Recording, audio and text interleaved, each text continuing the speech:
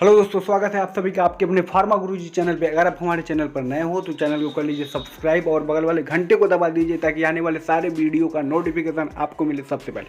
तो दोस्तों, आज की वीडियो में हम बात करेंगे होम्योपैथिक दवा खाने से पहले आपको कुछ बातें का ध्यान रखना पड़ता है। तो दोस्तों, आइए हम बात करते हैं वो कौन ऐसी बातें हैं जो होम्योपैथिक दवा खाने से पहले आपको ध्यान रखना होता है और बहुत ही ज़रूरी होता है, क्योंकि लोगों को पता नहीं होता है कि होम्योपैथिक दवा को कैसे लेना चाहिए, इसमें क्या क्या बातें को ध्यान रखना। चलिए हम वीडियो को शुरू करते हैं। वीडियो पे आप बने रहिए, वीडियो को लास्ट तक देखते रहिए, एक लाइक कर दीजिएगा।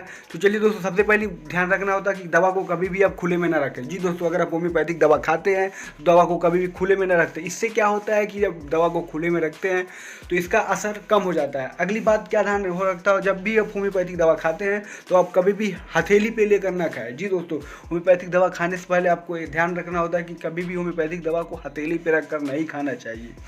अगली बात हम करते हैं दोस्तों, होम्योपैथिक दवा खाने से पहले 10 मिनट पहले आप कुछ ना खाएं और होम्योपैथिक दवा खाने के बाद 10 मिनट तक कुछ ना खाएं। ये बहुत ही बेसिक इन्फॉर्मेशन होता है, लोगों को पता नहीं होता है, क्योंकि इसको फॉलो करना बहुत ही ज़रूरी होता है होम्योपैथिक दवा लेने के लिए, क्योंकि होम्योपैथिक दवा का खुद का रूल रेगुलेशन होता है, लोगों को पता नहीं होता है। तो दोस्तों, इस बात को आप ध्यान रखिए, तभी आपका दवा प्रॉपर अच्छे तरीके से काम करेगा और आपके लिए बेनिफिट्स होता है। अगली बात करते हैं दोस्तों, अगर आप नशा करते हैं तो होम्योपैथिक दवा उस टाइम ना लें, क्योंकि उसमें क्या होता है, स्ट्रॉन्ग सप्लीमेंट होता है जो कि दवा का असर कम कर देता है। जी दोस्तों, अगर आप नशा करते हैं तो होम्योपैथिक दवा को मत सेवन करें, क्योंकि उसमें स्ट्रॉन्ग सप्लीमेंट होता है। अगली बात हम करते हैं, दवा को धूप में ना रखें। जी दोस्तों, अगर आप भूल कर भी होम्योपैथिक मेडिसिन को धूप में ना रखें, इससे क्या होता है, उस दवा का असर कम होने लगता है धूप में रखने, क्योंकि होम्योपैथिक मेडिसिन को ड्राई और कूल प्लेस पे स्टोर करना होता है। अगर आप धूप में रखेंगे तो उसमें जो असर होता है वो कम होने लगता है। तो अगली बात करेंगे दोस्तों, होम्योपैथिक दवा लेने से पहले आप खट्टे चीज़ का प्रयोग एकदम ना करें। जी दोस्तों, बहुत ही इम्पॉर्टेंट बात होता है, एक्चुअली लोग जानते नहीं हैं इसके बारे में। तो होम्योपैथिक दवा लेते हैं तो आप खट्टे चीज़ कदापि ना खाएं, नहीं तो आपके दवा का असर कम हो जाएगा। जी दोस्तों, अगली बात हम करते हैं, होम्योपैथिक दवा जब भी आप खाइए तो उस टाइम चाय काफ़ी का परहेज जरूर करिए।